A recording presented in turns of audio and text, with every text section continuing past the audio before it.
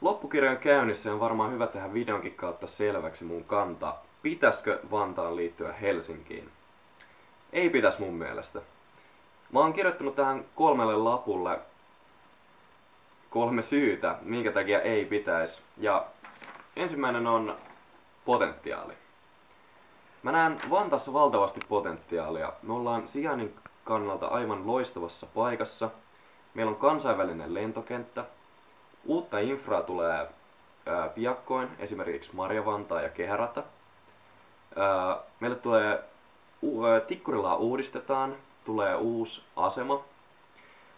Ja meillä on edelleen tilaa kaavoittaa uusille yrityksille.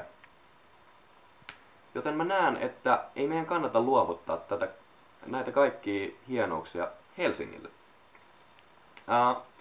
Toinen on toteutustapa. Tämän liitoksen kannattavuus riippuu siitä, ottaako Helsinki Vantaan nykyisen palvelutason. Mikäli se ottaa, se on Vantaalle taloudellisesti kannattavaa.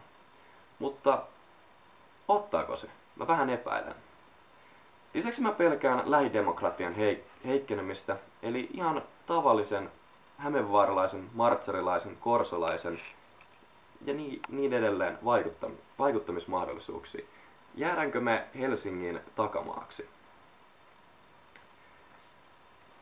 Kolmantena mulla on identiteetti, joka on monelle vantaalaiselle ja ihan jokaiselle kuntalaiselle tärkeä asia, kuten mulle.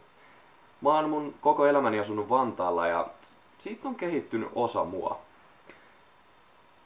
Mun kollega Matti Virkkunen sanoi hyvin Tikkurilan lukion paneelissa, että mikäli Helsinki ja Vantaa jostain syystä yhdistyy, niin uuden pääkaupungin nimi tulee olla Vantaa. Ja tästä voidaankin lähteä liikkeelle. Joka tapauksessa, vaikka mä en kannata Helsingin ja Vantaan yhdistymistä, niin mä kannatan, että me tehtäis tämmönen löyhä yhteistyöelin, jotta me pystyttäisiin tehokkaasti päättämään esimerkiksi rakentamisesta, kaavoittamisesta, julkisesta liikenteestä ja niin edelleen. Semmonen me tarvitaan. Mut mun kanta Vantaan ja Helsingin liittymiselle yhteen on ei.